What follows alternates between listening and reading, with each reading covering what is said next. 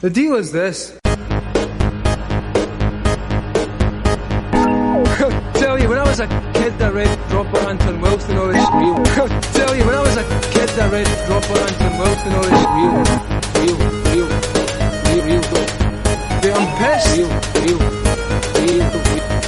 Dude, I'm pissed. Come on.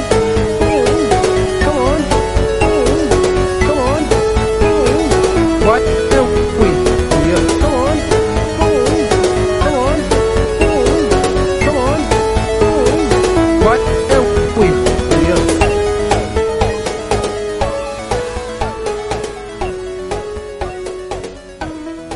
I'm Jeremy Greer. And I'm Gary Butterfield. And this is Days of Future Cast, the podcast that is currently going through Grant Morrison's new X-Men. And Gary, let's start it off. How horny is this cover? It's pretty horny. It's got a real camel toe. It's surprising that like we're so prudish and like they just put a camel toe on Emma Frost on the cover of a X-Men comic book.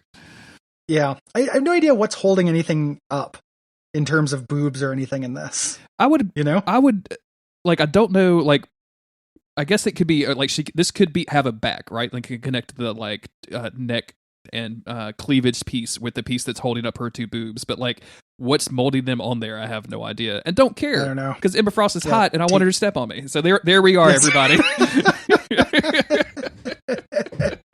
Yeah, there we are. We've arrived.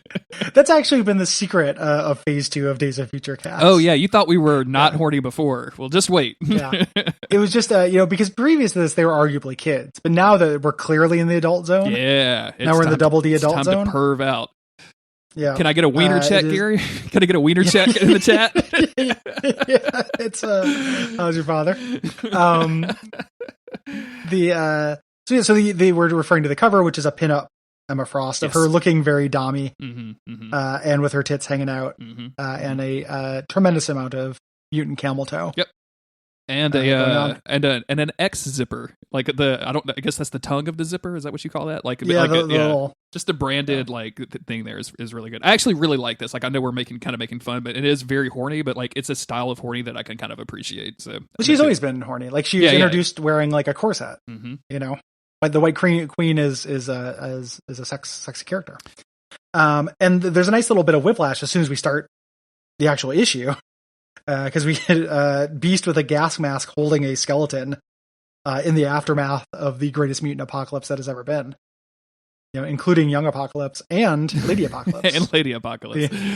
Lots of apocalypses out there. Yeah, this I guess to catch us up, like we left off in the last issue with the wild rogue sentinels controlled by Sandra Nova destroying 16 million mutants and the mutant island of Genosha. And so obviously some time has passed and the X-Men have been dispatched to see what the fuck happened on Genosha. Yep. And Beast here, he says like, I hate to break this to you, but I think your dancing days are over. Your dating days may be over to the skeleton. Again, this kind of sense of humor. And everyone is having a hard time dealing with it. There's this like gallows humor kind of bit. There's huge radiation levels that are just like off the scale. Yeah. At this place. And it is a wasteland. Complete wasteland. Like she's saying that she was supposed to be, like Jean is saying she's presumably standing in Magma Square and it's just gone. Genosha is completely wiped off the map. But she starts to hear like some thoughts that are underground, under the rubble somewhere. And Beast makes a joke about this being paranoid schizophrenia, but it's Jean and she doesn't take those jokes lightly. So she has to deal. No, she says no. She's going to try to find that. There are also human rescue people there. Again, they're kind of working on this. Beast is like, hey, I know I look like a special effect, but get out of her way. We're X-Men. And she lifts up all this stuff telekinetically to find the person down there. And it is Emma Frost. She has started her secondary mutation. She's now turned to Diamond. And she's carrying Negasonic Teenage Warhead. Yes. And is asking to take Negasonic Teenage Warhead, which is notable because like she chose her mutant name, right? She wasn't like assigned a team name or something, but says like take her to the hospital. She needs to get to the hospital, and like the kid has been dead for a while.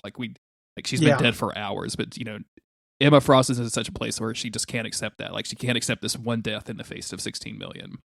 And they say the kid's dead, and he's like, bring her back to life, you imbecile. Like everyone is having a hard time with the enormity of this disaster. How like this is the start of the secondary mutation thing, right? Like this was this was her turning into a complete diamond form was completely unforeseen by anybody, like not just me, right? Like I didn't just walk into this cold. Okay.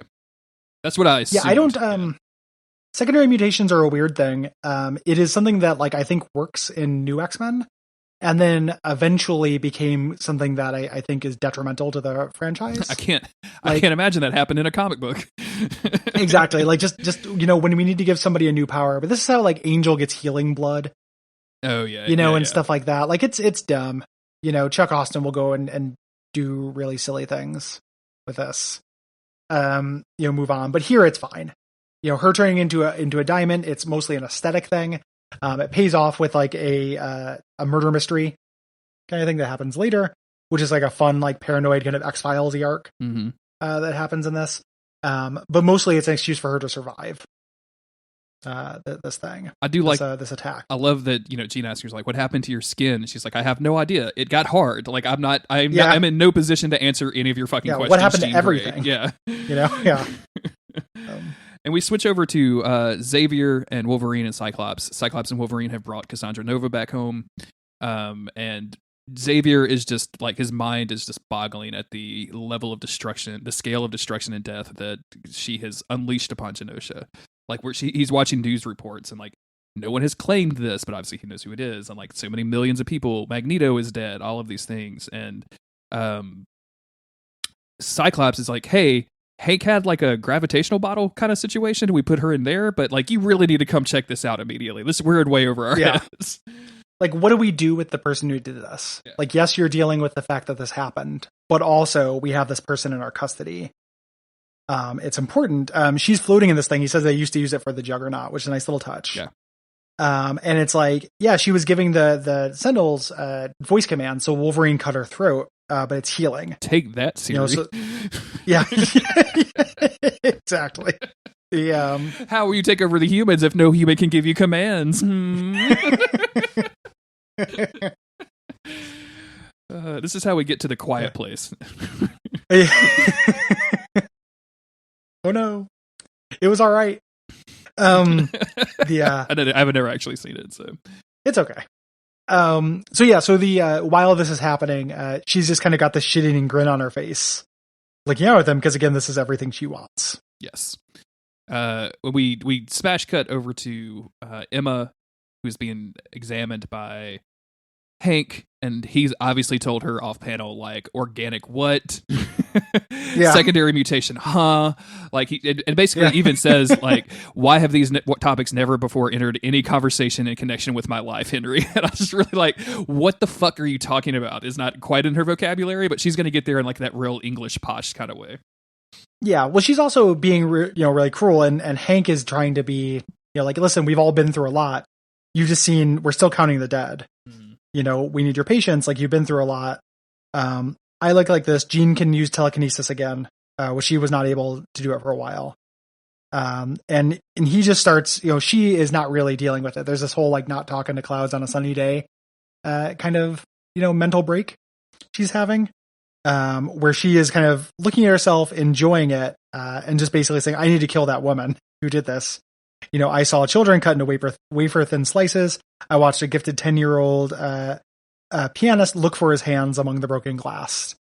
So just really, really dark stuff. And that's where Jean jumps in and is like, actually, killing humans was Magneto's way, and now that way died with him. Like, the only way to exist now is Professor Xavier's and ours, which like kind of sounds like Professor Xavier propagandist bullshit, to be honest with you. Like, I feel like Magneto wasn't on Genosha with 16 million mutants killing humans, right? Like, I just can't really accept that. Like, maybe we should kill the person that killed 16 million people. Like, I get we have a moral responsibility, like, not to kill people, and I am 100% against the death penalty in real life, but like, 16 million people. I'd probably fuck up Hitler. You know what I'm saying? Yeah. Oh yeah, definitely. Like there's always, I've mentioned this before, but there's always the like, if you go back in time and kill Hitler, it always turns out bad. But those are also all stories. If somebody actually had the ability, you should absolutely try it. Like why not? Give it a shot. Go kill him as a baby. This is, it was a Holocaust. It's no good. specifically she says like, we don't kill our enemies. And they're both making points here. What ends up actually being, so the way they end up defeating Cassandra Nova is they can't do it by killing her. They try to kill her and they can't. They have to actually kind of subvert her to defeat her in the end. So, and it ends up being actually like Emma Frost's plan. Yes. So I think that this conversation actually has seeds for later. Like Jean is actually, Emma is acting, like this is nonsense, but she's actually kind of convinced by this. Yes. In a way. They go back and forth, like, they're trying to wipe us out. She eventually just says like, I'm going to leave. I've become the perfect Fabergé killing machine for a reason. And that reason was surely not to wave the flag for ex-liberalism. Fucking A, Emma. So she's got ex-centrist. And then, they exchange where Jean says, what makes you such a bitch, Emma? And she says, breeding, darling, top-class breeding. So I'm establishing that character. Very curious how telepathically calling a taxi works. Like, yeah. do you like? Are you just driving a yellow cab around, and then all of a sudden Emma speaks in your mind and is like, "Get your ass over here," or like, what is that? Is she calling a telepathic? Like, did Hank make a cell phone? You know what I'm saying? Like a telekinesis, telepathic. Yeah. I imagine like you make the person think they're answering the phone. Okay. Like you make them think their cell phone's ringing and stuff. But like, boy, that's complicated. So it does seem seems kind of ridiculous. You feel like you could just steal one of Scott's cars. Like I feel like that's what everybody should do when they leave in a huff. Leave the X Mansion in a huff is just steal one of Scott's rides. We go over to Hank, who is analyzed Cassandra Nova and is basically talking about how she is nothing like they have ever seen before. She looks human, but he's literally never seen anything. We know she preys on mutants. We don't know why.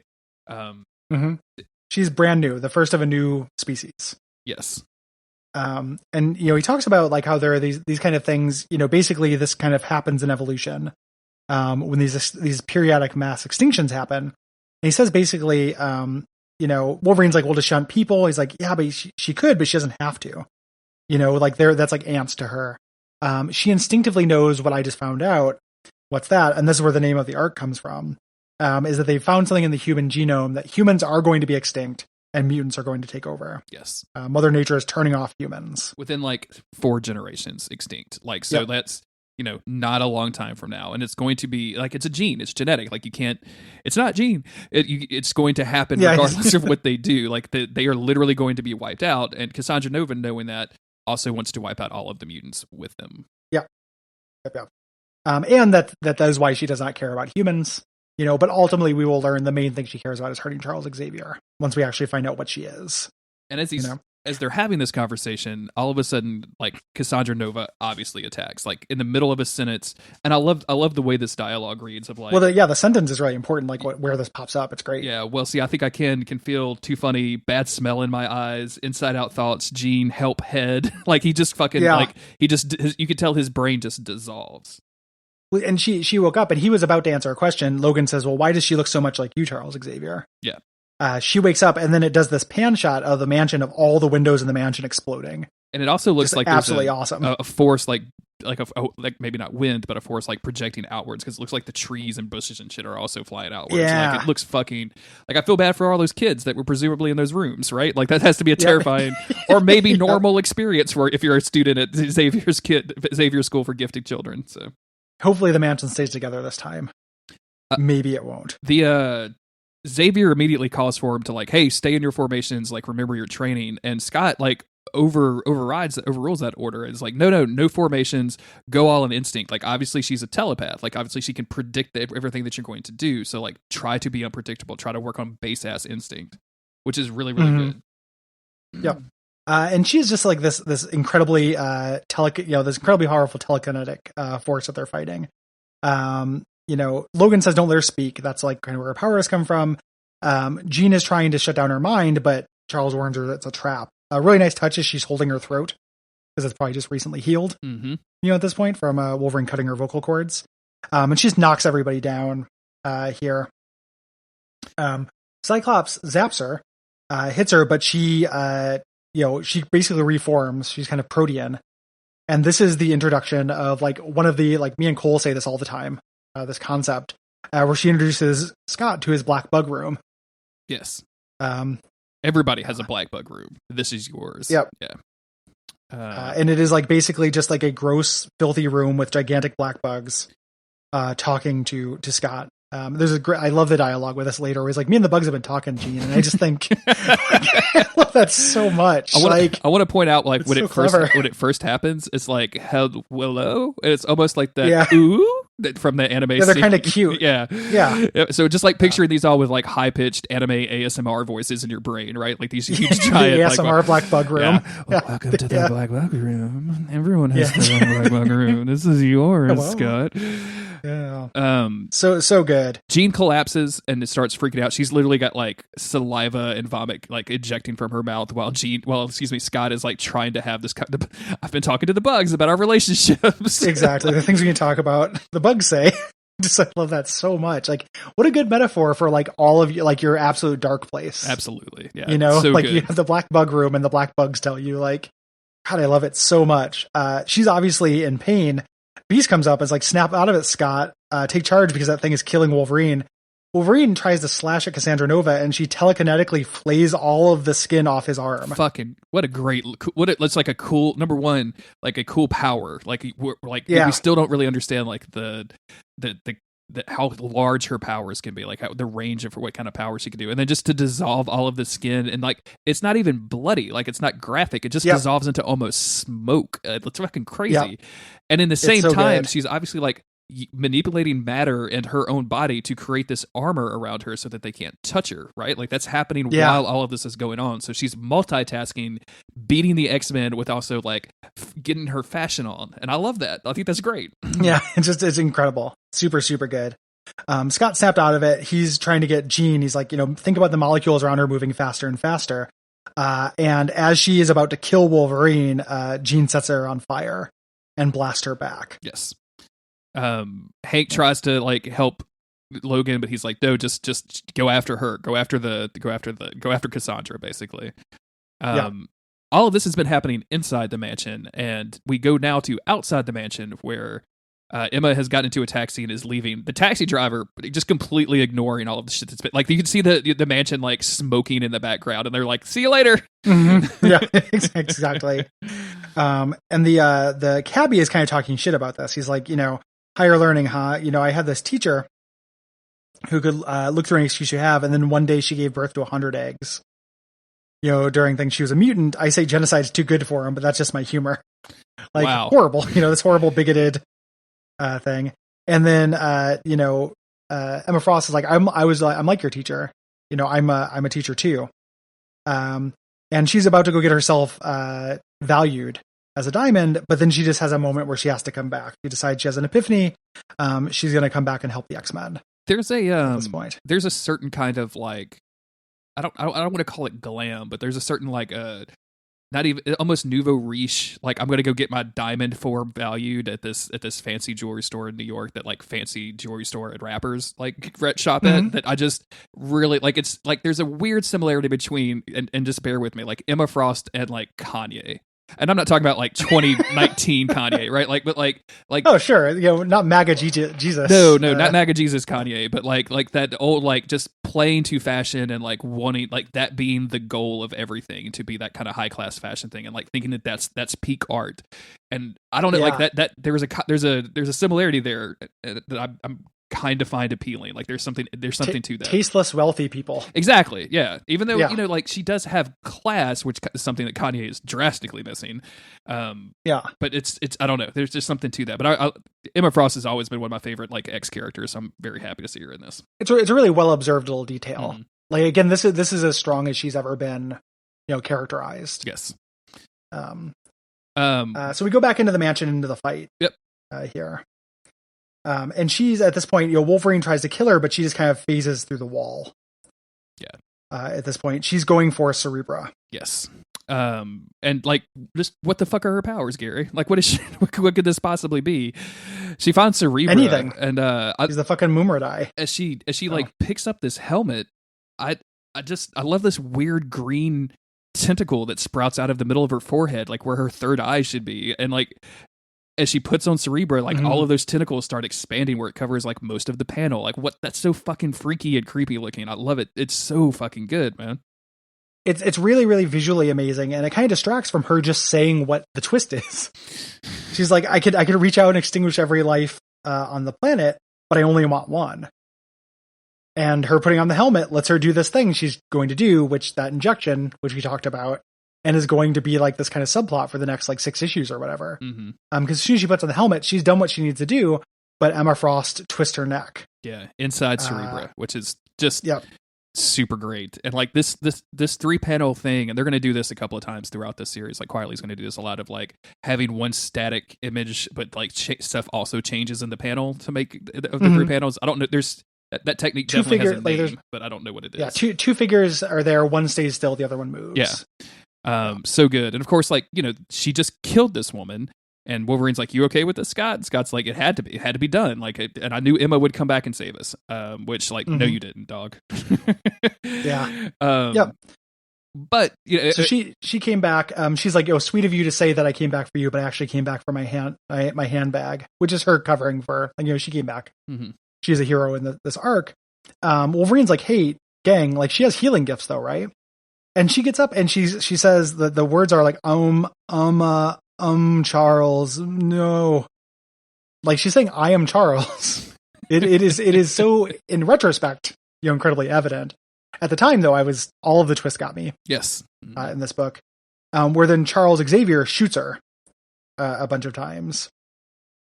At this point, the figure of Charles Xavier, we'll keep referring to it as Xavier before the twist is revealed, but they switched bodies. And I love this shot of like Scott and Logan and Emma just covered in this weird blue goo, and Xavier just sitting on his chair, like with fucking pistol shells on the ground below him, just like with a fucking piece of glass stuck in his head. Like, it's so good, man. It's just so amazing. Yeah, it's such a such a simple thing. Yeah, you know, he says, "May posterity forgive me," and Emma Frost is like, "May our dry cleaners forgive you." You know, just kind of joke, and says, "And may God award you a medal for your marksmanship." And Wolverine's like, "Hardcore, Chuck," you know, which again just feels very lived in. And then he says, very specifically, like, "I had to put a stop to it. I won't allow any more mutants to die. Things must change now." And then we get the classic "To me, my X-Men," as like, this is probably like the messiest "To me, my X-Men" group shot that we've ever seen, right? Like, there's literally blue goop all over Scott's face. Like, he hasn't even wiped his face off yet. Like, it's just them grouped behind him. It's a line of blood trickles across his face. And very, like, tellingly, this is the first time we've had the whole team together as a shot, as it is now with Emma, and it's not Charles. You know, even when we're seeing the kind of hero moment of this, it is subverted. You know, so we switch over to Recovery, where Jean Grey. At first, I thought this was a hospital. I always thought this was a hospital, but it's not. It has to be their house because she just had some mind stuff. I think it's where they live. They're watching Charles Xavier on TV kind of give a speech about the Genosian tragedy. He's been doing a lot of talk shows, you know, and the Scott's just saying, "Isn't this weird?" And Jean is basically saying, like, all of this is weird. I can't stand you being so distant. You know, we barely touched each other. This marriage is incredibly cold. You know, there's still blood on the walls. Like, Hank is in shock. Like, nothing is normal. You know, snap out of this. And this whole time she's like manipulating things with her telekinesis. Like, she's just basically always has something in the air that she's moving around, or it looks like she's almost writing letters or something. And it's like the whole time she's having this conversation, she's using her mutant powers, almost like she just can't help but exercise that muscle. Yeah, she's got a dupe keychain, which I like. Little ecstatics. Yep, love it. Yep. And she basically, you know, when she says like, "Hey, this marriage is really cold," Scott messes up, like when Ensaban, which is Apocalypse. So in my head, he stripped away a bunch of illusions about myself. Like, a lot of my ideals are basically self-interest. I denied that. You know, I got him out of my thoughts, but I can't get his thoughts out of me. What a great fucking concept. Yeah. I just love this so much as a, like, and the TV show Legion plays in with some of this a lot too, of like what happens to you if a monster leaves your head. And it's, you know, because it leaves monstrous things behind, right? Like, so it's not, you're never going to be the same person again after something like that. Yeah. Really, really good. And basically she's just like, you know, you're not the only person who's ever been possessed by evil, Scott. You know, it goes away. And he's like, well, it's not necessarily bad. Like, I don't know that I want it to go away. It's just really different. You know, basically that, like, maybe I need to loosen up a little bit. Of course, they're interrupted though by Charles Xavier on TV, revealing that himself and the X-Men are mutants. Uh-oh. Yep. Big deal. And you kind of have to just kind of from context know that at this time in X-Men continuity, that was not public knowledge. I feel like it's a little bit like Spider-Man's identity where it's gone back and forth, or Daredevil's identity where it gets revealed and kind of unrevealed. But this is going to cause huge problems and is such, as they're going to talk about in the next upcoming issues, like is such weird, bad timing. Yeah, absolutely. Like for this. And it makes sense when you know the twists. And like this first little twist. This like knowing the twist right now, like knowing that Cassandra Nova has taken over Xavier's body. But if you don't know that, like this is such almost like across the board win, except things just don't quite look right. Like even if you think that this is Xavier, him going on TV without consulting the team, Scott and Jean like having this weird kind of thing. Nobody's cleaning up the blood on the walls. Apparently that was Gambit's job, and Gambit's gone off to fucking Louisiana again. Yeah, Gambit's an extreme X-Men. I'm pretty sure. So.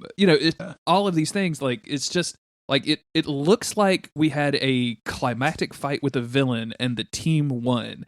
But like by the end of the book, you definitely don't get that vibe, which is something that's like comic books don't do enough of. Like a lot of times it's very direct, like it's a straight putt across the field, and like but this is like what the fuck is going on? Like this doesn't quite seem right, and I'm tons of mystery, very much here for it. Yeah, absolutely. Like definitely it is it is a cool mystery, knowing that this is all stuff to fuck up, and also ultimately Cassandra Nova loses, which spoiler, right? Like the X-Men win in the end.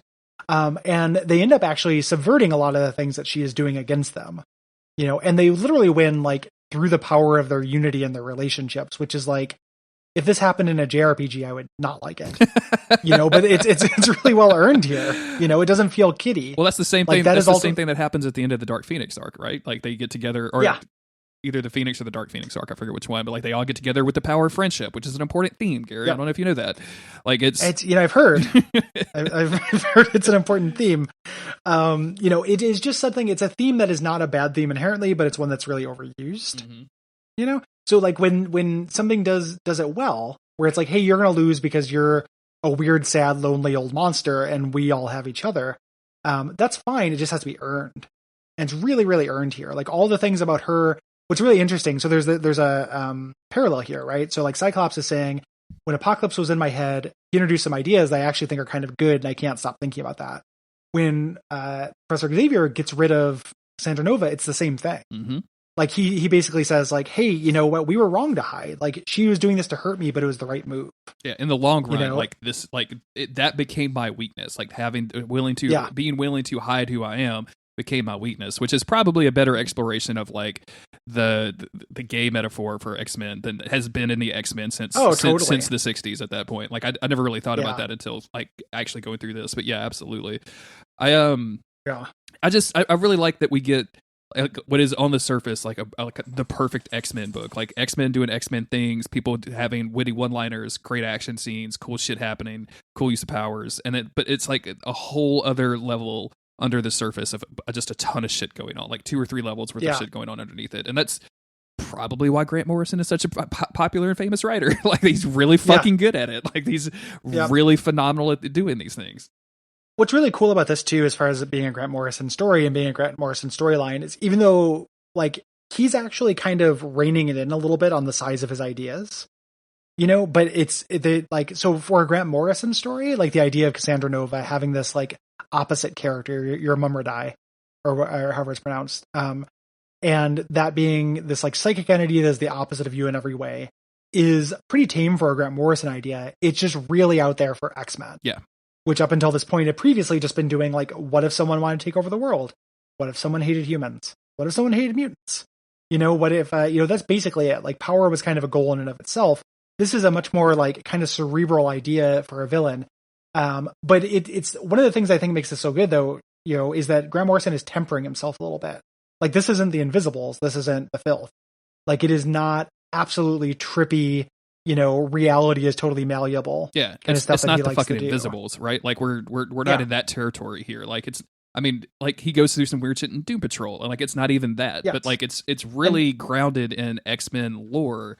And I think that's what works so well is he restrains himself so much for going off the deep end. When he actually does go off the deep end with the X-Men, like it feels even better. So yeah, it reminds me a lot of like, yeah, exactly. It's the marriage of the two sensibilities that makes like the secret kind of sauce this. It reminds me of like why one of the reasons why Dark Souls is so special to me is it's that idea of like a traditional Western fantasy, but it's through this lens that is not as culturally familiar with it. You know, like that's the famous story about Miyazaki not really understanding fighting fantasy books and Steve Jackson's sorcery and kind of filling in his own details to make up for the stuff he didn't understand. That mixture is kind of what makes it very special. And here it is the mixture of the Grant Morrison, like absolutely heady, you know, crazy psychedelic, trippy ideas, and then just comparatively much more grounded X-Men stuff. Exactly. Yeah. And the blending is just so fucking perfect. And like we talked about in the intro episode, like just making these characters act like people and like have consequences to the things that they go through. Like the line that I keep going back to is Jean's like, there's still blood on the ground. Like nobody has bothered to clean anything up. Like that's like obviously everybody was expecting somebody else to take care of it, but they're all in such shock that things happened, or just not even. It doesn't even occur. Like Wolverine, it probably never occurs to Wolverine to clean up blood, right? Like he just doesn't think about it. So it's been like a day since the greatest massacre of mutants ever in the history of this world, and also 16 million just people in general is nothing to sneeze at. Yeah, you know, to say in this, so it has been like a day. Like they have not gotten a chance to catch their breath, and that's another thing I think the book does really well. You know, when they talk, the characters will they'll talk about like, "Hey, we've barely had a time to stop for a beat." I think that's kind of part of what is going on there. Like they are trying to navigate these higher level kind of relationship things at the same time.